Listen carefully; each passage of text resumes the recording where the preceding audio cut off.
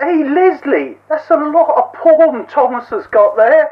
I bet he's got a sore willy. Plug it in. We'd like to say that in our opinion it is not suitable for children or for those of you who may have a nervous disposition.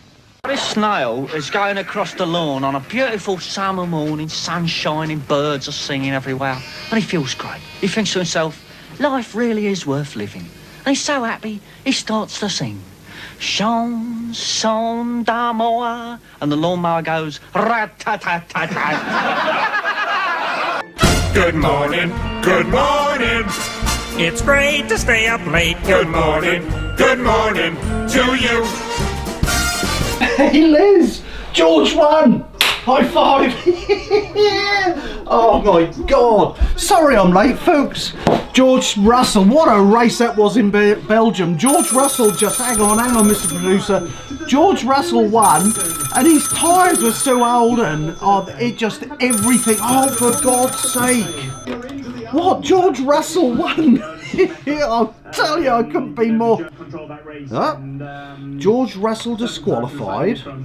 Why? His car was too light at the end of the race. Ah, fuck.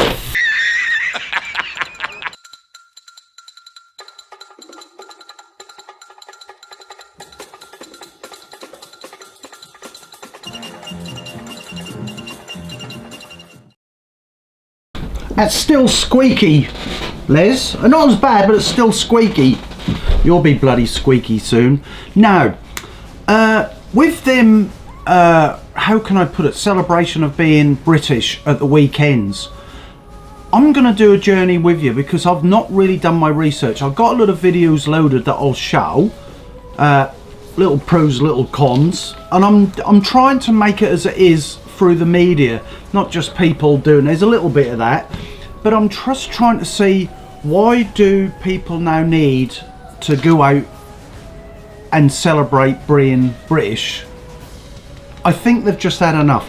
So what we're going to do is have a quick look at some of the videos, why they actually went out and had a little day out saying they're British. Oh, this one's going to feel a little bit racist, eh? Come, Leslie. It's the nuts. Get on with it. Breaking news. Right. I've put the piece together. I then watched it. It took me about 4 hours to put together, and then I watched it, and it makes out that I'm really, really racist because I'm pro-British, not pro something else. And I'm not even going to mention names now, so I'm not going to show it. I will at the end of this show you like a 6-second of the 10 minutes that I put together really, really fast, so you can see that I actually did put it together. What it is, to me, this goes deeper than me just looking at two different angles of two different ethnic or minority groups, whatever. What I don't understand after doing all this videoing and then doing all this research, and I try to be as impartial as possible and not just go to pro sites about pro-British whatever. What I don't get is immigration.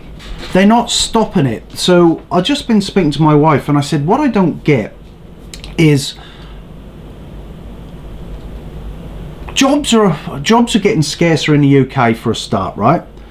There's 2,500 food banks. People can't buy their own food. I did in a previous episode, didn't I? Over 1 million parcels a year. Yet they're bringing in unskilled labour of people that aren't actually going to work. I'm all for bringing people in. I'm an immigrant myself. I'm all for bringing in skill to a country that helps the country grow, blah, blah, blah. You get me. But there seems to be an agenda, and it's not just the UK, is it? Germany, France, Spain, everyone, Portugal, everyone is complaining about this. Then I had a look at Ireland. Now Ireland had, I'm part Irish, you know, Ireland had 3.8 million people living in the whole of Ireland, right? Then they got 5.4, do your research, 5.4 million. In as short a years, they called it, so I think it's say 4 years, right? So it's grown exponentially by, that's a big word for me, Liz, by, what was it, 30, I was either 36 or 39%, let's just say it's 36%. in 4 years. What the fuck? What's going on? Now, I then researched the media, and I'm not showing the clip because this would have been in the clip, how Sky News, right, excuse me, not the nuts, they're all been eaten. Sky News had this deep, horrible music, right, and they would these policemen were dragging out at this celebration of being British, dragged out this guy out of a pub and said, oh, one of the many thugs at the far right wing rally on Sunday. It was and it was, I'll show you the little clip of this lady down and it's Sweet Caroline. It was just people getting together celebrating. There was no protests. And they're saying all these fascist right-wing people, and then I just couldn't believe it. And then when it came to them reporting the news of this Leeds incident, and you've got these people actually lighting stuff, no police. Police said they couldn't get, no, the fire brigade said they couldn't get in to put the bus out because they couldn't get in for 2 hours. Where were the police? Where were they? What I'm getting at is, what the hell is going on everywhere? You get me? You get what I'm saying? Why are they trying to pull societies apart? It's raining. I was going to go for a run in a little while. I've got a good excuse not to now, Les. You can go for me.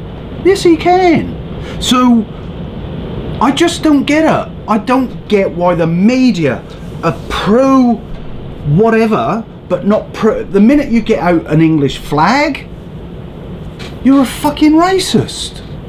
I'm not going to apologise for being a white Englishman. And that's what they're almost trying to get you to do. So I'm not going to show it because it is quite damning. It looks damning on me. If people cut bits of it out, I mean, YouTube might even bloody ban me after this one. But all I did was show 2 different marches. One was just celebrating, the other was about the 4 kids that were taken away from a family and they didn't want it. One law for them, another one for us. The Foreskins, they sung that song. That was a brilliant song back in the day. No, they were 4 skinheads. They weren't 4 skins, for fuck's sake. Your dirty minds. And it was called One Law for Them, Another One for Us. But it was aimed at the police and the politicians and the ordinary people. But I do believe those 2 different laws. And there's an agenda. And when I speak to people, there is an agenda. And we don't know where it's coming from and why they're doing it. Why can't you just leave people? Don't forget I said, you know, all these churches in every street corner in the UK. Now there's all these mosques. I mean, I'm not against Muslims. I'm saying that word now because I trained a lady who's a Muslim, and it's in one of my previous episodes, an early one. She said, Gary, I got out of a rut because of these radical Muslims. She was just an ordinary lady wanting to get on with life, just like all the other people I know, and the Sikhs and the I went to a Hindu wedding a couple of years ago. It's on YouTube. What are the most nicest people? But you get when you look at some of the videos online, it's always these young fellas, eh? And what are they doing bringing all them into the UK, Ireland, France, Germany, Spain? I don't get it. There's an agenda. And we don't know what it is. The government's going along with it, and so is the media. Well, we know the media will go along with it anyway, won't they? Because we know big people up top are paying for it. I don't mean God, don't be so daft. I'm talking about these billionaires who I talked about in the last episode, which I'm still disappointed about. That it's most probably the worst viewing figures I've ever had, and it does take a lot of time. I don't care if they don't watch. You know that. So, did I swear a couple of times? Well, I'm taking some money out then. So anyway, I'm now going to just run the clip and then we're going to move on and go into the film review. Have a think. Assalamu alaikum. Hello everybody, hope you're well. It's a beautiful day. I want to say please keep to your prayers 5 times a day. Inshallah, all you're going to have is happiness. Assalamu alaikum. In Leeds, this attack on the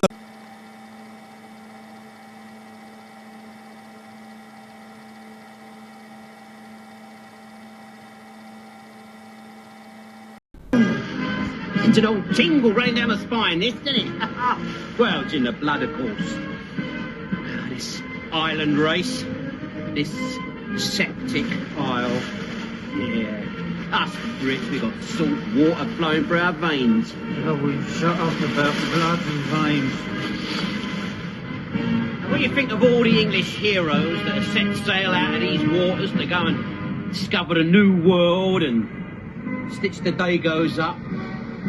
Makes you feel very, very proud. Holy, here we go again, that...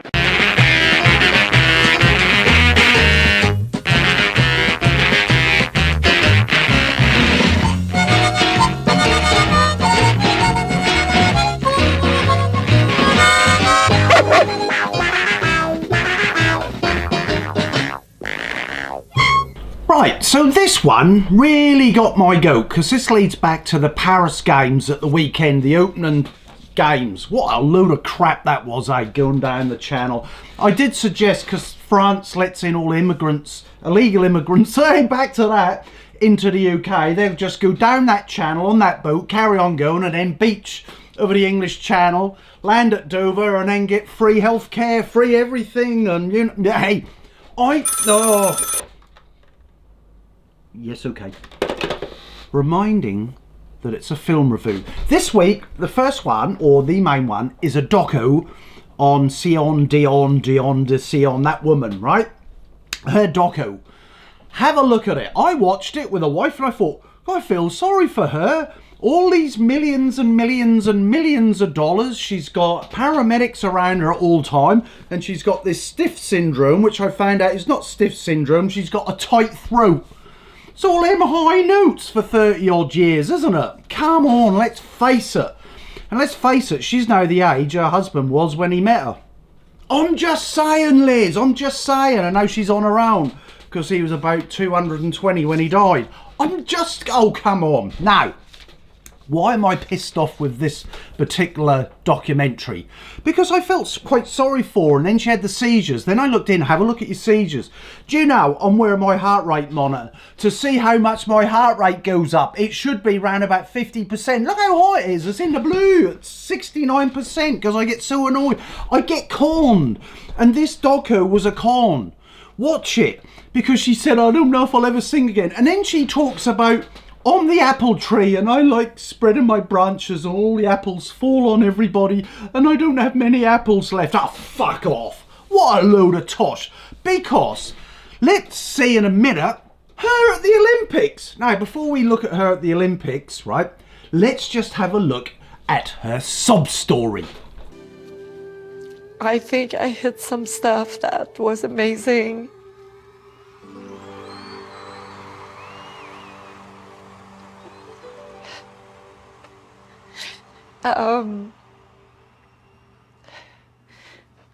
But there's been moments where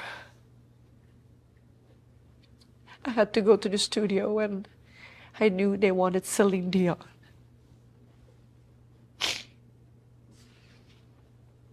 Who's Celine Dion? Celine Dion is the one who sang all by myself anymore to the highest note ever and whatever, and she's the best.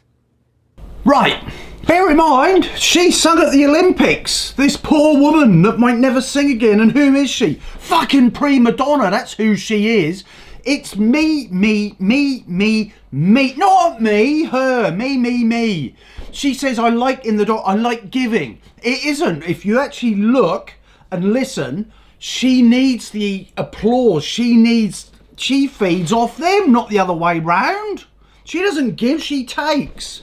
And it's always the same. Oh, Titanic sinking this. Oh, it's Paris that, and more Titanic. It's all this high note shit. So I'm now going to show you a clip. So she sang a song at the Olympics, right?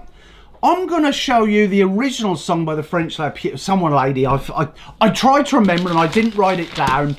I try to remember her name, but listen to her voice, then it's going to go straight into hers. What one do you prefer? Anyway, I'm going to let you listen.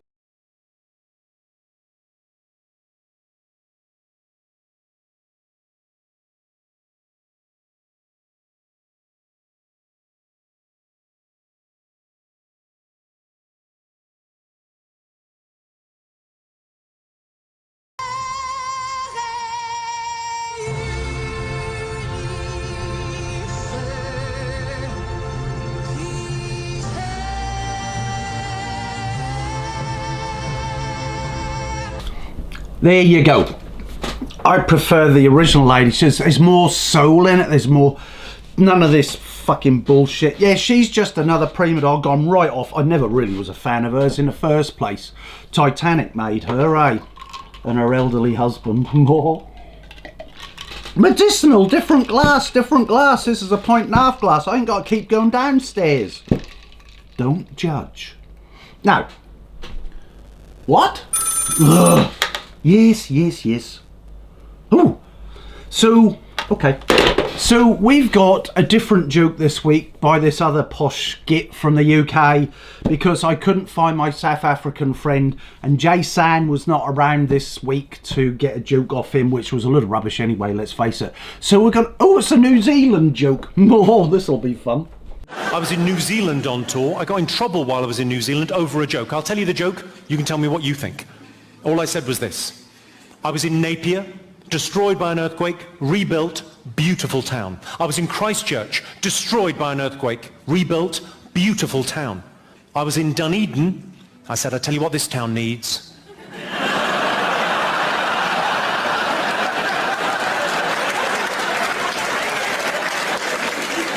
They went fucking mental. Turns out I was on very shaky ground.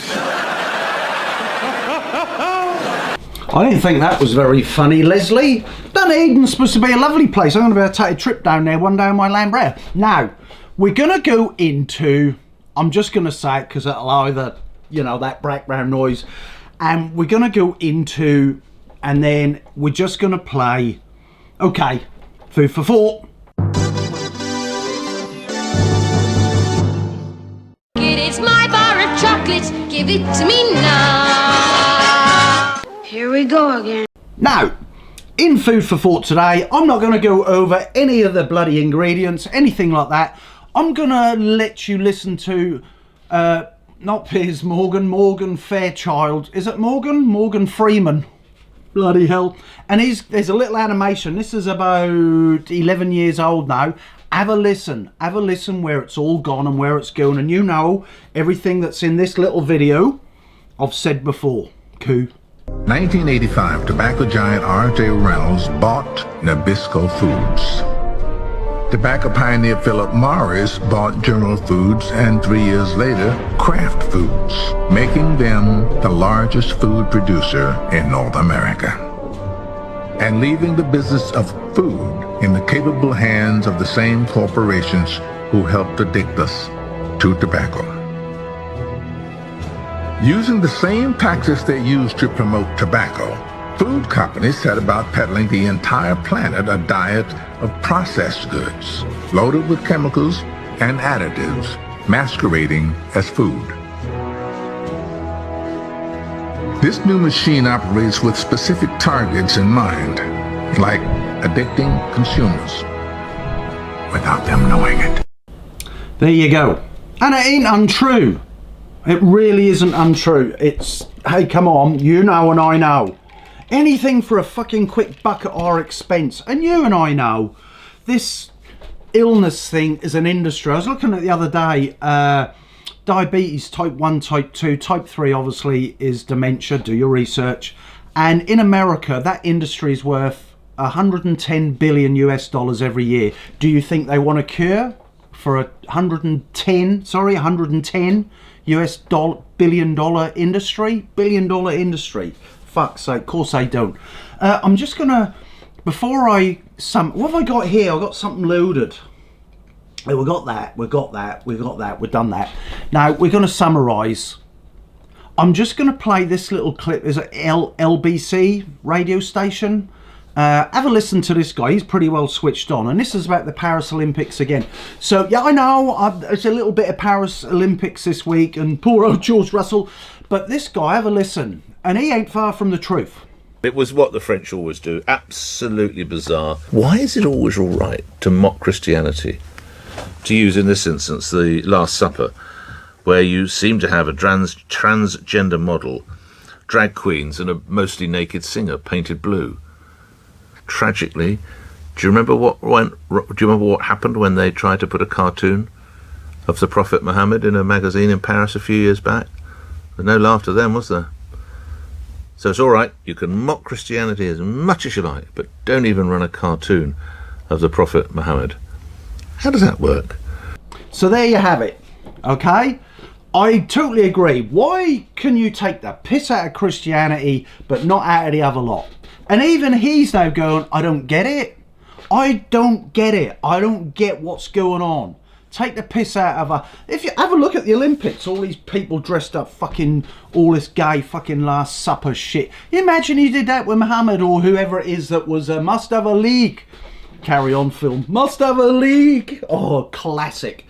I don't suppose you'd be able to do that sketch anymore. So let's just summarise. Poor old George Russell. The team fucked up. Of course they fucked up. The rest of it, this whole English thing, it's not English, British thing, but it's also Germany. There's a lady, I might see if I can find her, and she turned around and said on the weekend march that you're fascist right-wingers. She went, we're not right-wingers, we just want the right. And the way she described it was quite amazing, actually. And they were there to celebrate everything that was being British, and the press and everybody turned it around into something completely else, as you know. We're just right. We're sick to death of £58 million spent weekly on immigrants. We've got to look after our own. We've got our own homeless. Our hospitals are crumbling, our schools are crumbling. We want we want our voices heard, basically. Are you getting your voices heard? We feel we've been ignored by the Tories, Labour. Vote reform. Perhaps our voices will be heard. Now, I'm going to finish there, except when I finish my closing clips, which I haven't decided what they're going to be, have we, Leslie? They might just go, done, and then the funny lady at the end, I can't do that, it makes me cough. No, it's not the nuts. And I've been eating nuts, actually. And they are healthy nuts, by the way, if you're looking in food for thought. Oh, shut up. Munch Deluxe nuts, roasted, slightly salted, batch roasted in NZ. Well, they're obviously not grown here, are they? And there's no added ingredients. They are just nuts. What you see is what you get in a packet. So I'm going to finish with this young guy. I'm leaving the whole thing in. He went round London on the day of the celebration to be everything that's British, right? He tried, and he'll explain everything. So when we're finished, there's going to be a 5-second gap of absolutely peaceful silence without my voice in it. And shut up, Leslie, without any noise whatsoever. Then it'll go into it. I've left him talking about subscribe to him and everything because I thought it was a good piece, and I was quite envious because I'd love to have been there with my GoPro and interviewing people. But look at how many different types of ethnic minorities, you know, everybody. You'll look Sikhs, you know, the only people that weren't there, fucking Muslims. End titles, Leslie. Oh, Liz, I love a bit of ska.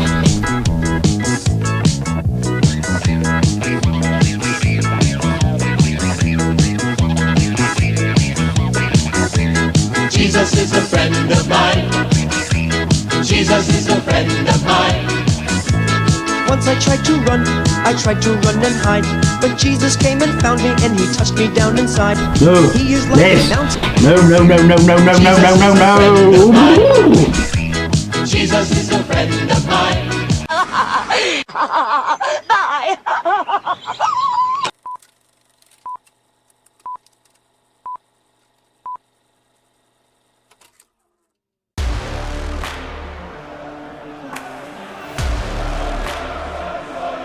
I am here because I can see a broken United Kingdom right now.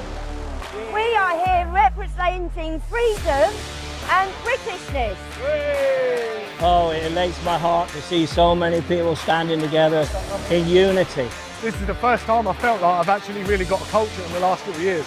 I'm surrounded by a lot of people who are feeling the same anger. Well, this is overwhelming for me because at the end of the day, England has given so much to so many countries, so many people. So when you come out of here and you see the resonance with people, and you see people coming together from all walks of life, it's beautiful. And that's what it's all about. Togetherness, family, faith and freedom. I'm amongst family. A lot of people who are proud to be who they are, where they're from, and there's no hatred mixed in with this. We are here today to represent our people, to say thank you to the British community who organised this beautiful day, enabling us and all the other parts of the world, citizens from Israel, from Portugal, from Brazil, from America, are all here today. We're smiling, we're happy, we're waving our flags with courage and pride, unashamedly so. Hey everyone, sorry to interrupt the film, we'll get back to it in a second. As an independent filmmaker, if you could like, subscribe, and even give us a comment, it really helps the channel. I wanted to see for myself what was happening on the 27th of July at the Tommy Robinson rally. I did actually pop over to the counter protest to get some shots and see what their opinion was, but for a start, no one wanted to talk to me because I'd been to the other protests, and essentially they didn't really give me anything of substance, so I thought it best just to cut it out and focus on this film. But if you are interested, give us a comment and maybe I can make something with that. Anyway, let's get back to the film. I hope you enjoy it. Thank you. I'm seeing people of different creeds, colours and religions all coming together. You've got Iranian flags, Indian flags, you've got Israeli flags. Everyone's just here because they want a safe environment where their kids can walk to the bus station or to the local shop and not have to be in danger. And that's all we're looking for, really. I completely support everything that Tommy Robinson is doing. I'm glad there's actually a patriot here that's actually prepared to stand up and fight the good fight that needs to be fought. I thought Tommy was a football thug, but now I realise that Tommy's a person who's got a heart like the rest of us. He just wants the same laws for everybody, and he wants people to be free. We don't mind legal migration. In fact, a lot of people, doctors, nurses, have brought great skills into this country. But the illegal route and the amount of violence that's coming from these countries, and we can't say anything in fear of being called racist. Well, how is being British racist? I was a asylum seeker. I came in here 20 years back. I was given shelter. They provided me home, they provided me food, they gave me everything. I choose to come to United Kingdom because I know they will save me. Even I'm from different faiths, they will allow me to practice my faith in here. That's why I came in here. But I came in here not to change Britain. I came to here to change my life. And British values are something to be revered. The freedoms, freedom of democracy, freedom of free speech, freedom to protest. Go to one of the 57 failed Muslim states and see how much freedoms you'll get there. And forget this woke nonsense that we've got at the moment. My passion is to see people who are free to speak. They can believe what they want, but in the end, it comes down to what authority has the right to stop me from speaking. We're not a racist lot. Everyone's welcome as long as we love our culture, and our values. That's it. That's all we're saying. For far too long, we've been silenced. We've been oppressed. We've been made to feel ashamed to wave a Union Jack and support our British Christian values. It's really and truly enough is enough. We're tired of all of the segregation, we're tired of Rotherham, we're tired of all of these individuals, you know, the religion have taken a piss. We're sick and tired of all of that rubbish.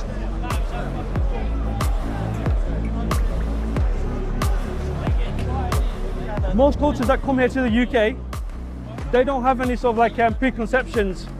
They come here, they mix in with the people, they integrate. Indians have, Sikhs have, Buddhists, you name it, they have. Anyone that seems to be from Islam, for some reason, they integrate a little bit, but they want to then impose themselves on everybody else. With 5,500, 6,000 years of history, Iran, that great land that we are fighting to get it back from this system that is destroyed our image, our country, our economy, and the entire nation. I came from the Islamic Republic of Iran, and I live there. I live with the Muslim people and the real Islam. And the nice people you see, and they say we are Muslim, they are not real Muslim. Islam is the most dangerous virus that they try to spread everywhere, all the countries. One of my best friends is Muslim. The only problem you have is the level of belief that they have in the Quran. And the Quran, there's parts of it that's peaceful, during the time that Muhammad was a peaceful person. And then there's periods of the Quran where it's not peaceful, it's completely the opposite, which is the latter half, where it's all about murder, it was all about basically taking over. As far as I see, especially for the last few years, having lived in this country, I see that, unfortunately, all these British root Islamists and fanatics and very, very radical links are spreading around and causing a lot of discomfort for the people in the city, around all the cities, and also in London. It's happening already. It's happening in Birmingham, Bradford, Manchester, London. We have sectarian voting. We have Sharia law on British streets. We have sectarian everything. Halal meals in schools now. My ancestors, having suffered from Mughal rule, who brought Islam to India for 600 years, Hindus have actually lived under Mughal rule, and they struggled. Everything that you're looking at potentially happening here in the future has happened to us. We know what happened in the past. The one message I would like to get across to everybody that sees this is boycott halal food in this country. If you're a patriot, you should not be eating halal food whatsoever. We say that we are looking for freedom, we're looking to free our country, and we would like to get rid of this Islamic regime as soon as possible and go back to our history and go to back our monarchy, whereby we were one of the top countries in the world. I lived in Saudi Arabia, and I had to adhere to their laws. So I would expect that at a minimum that they adhere to ours. Not just our laws, but our customs, our ways of life. They just take all of this for granted. If they were to go to one of the 57 failed states, they'll soon realize what they've got here is close to a miracle. It's beautiful. It's to be revered. I'm glad to be here, and the reason I'm here today is for exactly that reason, because of these freedoms. Law-abiding citizens are suffering, and criminals are there having best time of their life. Cannot go on for long. We have to stop it. Not for us. We already lost it. It's for our kids. We're fighting not for just ourselves, we're fighting for our children and our children's children. Every one of us here today need to remember who we are. We are the sons and daughters of warriors, of bravehearts, of fighters. To fight is in our DNA. It's in every single one of you. The British are known throughout history as fighters. Freedom of speech has never been free. Our forefathers died and bled for freedom of speech. And I grew up here, my great uncle fought for this country, my grandmother fought for this country, we're not having a bar of it. So at the end of the day, it's all about putting us all together as one common people and getting rid of the vermin, whoever they are, whatever shape they take, get out. Today, Britain needs reform. They need a change. I want to make a voice that, yes, I'm brown, but this is my country. It's not about keep the foreigner out, it's about keep us safe, whoever us is. It's about keep this land the Garden of Eden that it once was. It is time for us to stand up, find the courage to say enough. This is about the British people and Britain, our country, and we're going to fight for it. This is going to set a tone for the future, and the future is England, the future is Great Britain.